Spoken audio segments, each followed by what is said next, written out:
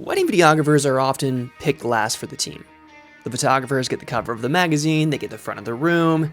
Videographers, we get the corner. And somewhere along the way, we buy into this idea that directing just isn't our place. We're there to document, photographers are there to direct, end of story. We all started as documentarians because we really don't know what else to do. It was very much like we're like in the corner, we're not really saying very much. And okay, yeah, we're documentarians, meaning that we're just like kind of watching the moments as they happen and then putting it back on screen. But documenting a wedding, that's the starting line. It's not the finish. And most wedding films that fall flat aren't because you don't know how to capture a moment. It's because you never made the transition from documenting to directing. And most couples are waiting for someone to guide them. Listen, 95% of these people are pretty terrified of a camera. And so that was like my mission, was to like crack them open like an oyster. And when couples fall flat on camera and in a film, it's usually not because of them, it's because of us. It's the videographer who stayed in the corner and never said a word. And then I think as you gain like more experience, I always advocate for like newer videographers to become good directors, because this job is no longer like cool people with like nice camera. It's like people that like have a presence, people that are very much a part of the day.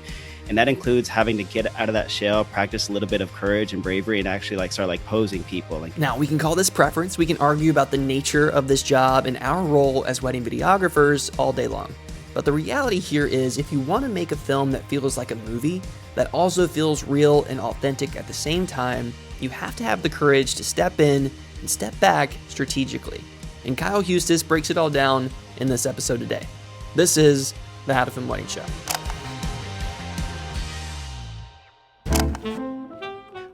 I can appreciate most filmmakers that would maybe market themselves as like documentarians, or like we only see the candid moments.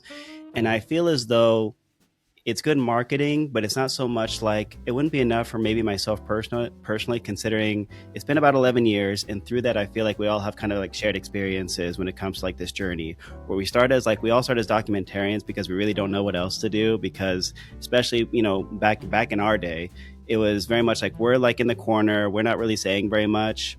And okay, yeah, we're documentarians, meaning that we're just like kind of watching the moments as they happen and then putting it back on screen.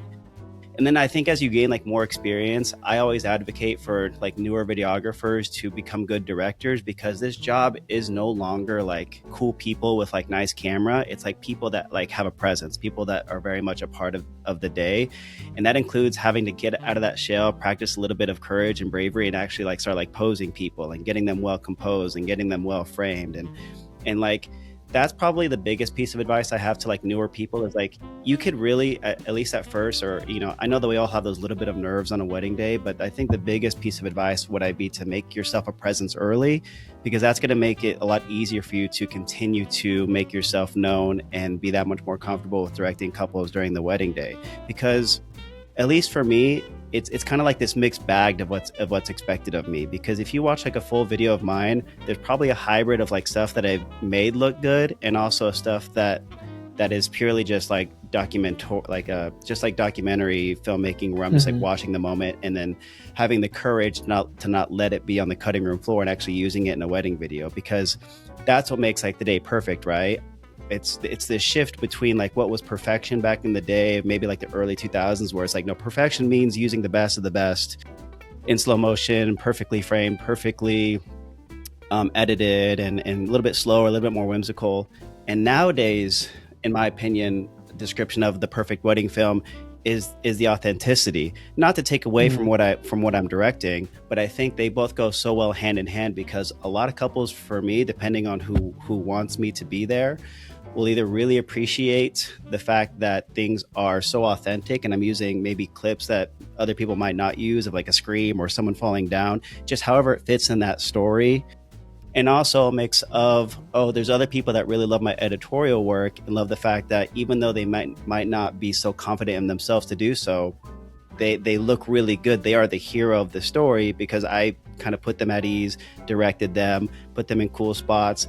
And a common thing that I always do, because again, being the documentarian, in my opinion, is a lot easier, is if I pose them and then they felt a little bit uneasy about it, and I'm just kind of just like being a dad and kind of just like putting the attention back on myself as the silly one, and not so much them as like the people that feel awkward, I'll show them those clips all the time. Like, look how cool you guys look. when I've done workshops before, people ask like, how are you feel like you're always center? Or how do I feel like you're always getting like these really cool shots? Are they all models? Are they all not?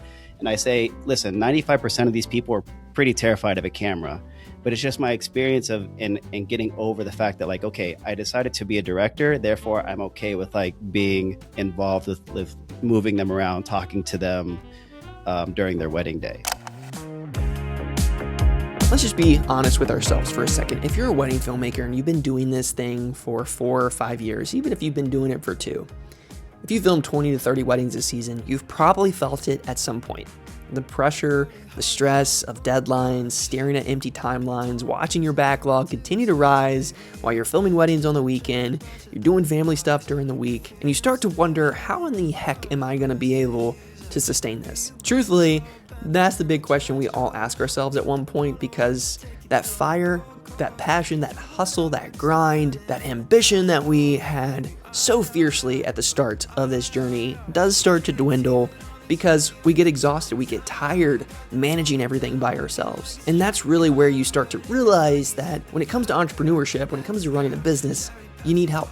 You need people that can be in your corner to alleviate some of those burdens so that you can get back to doing other things in your business, doing other things in your life, and focus on what really matters. And that's really where Uncut Gems, the official presenting partner of How to Film Weddings, comes into play. They're not just the presenting partner here in this episode, they are also my tried and trusted video editing team that I've been using in my wedding business, Wayward North. They really have taken my films, taken a lot of the backlog off my plate so that I can focus on making videos like this, so I can focus on spending time with my family and still retaining the same quality and expectations that my couples have when they watch their film. And they have been kind enough to offer you guys listening 60% off of your first edit. So head over to Uncut Gems. I will link them down in the show notes below. Use my code HTFW for that sweet discount and see if they can be a good fit for you.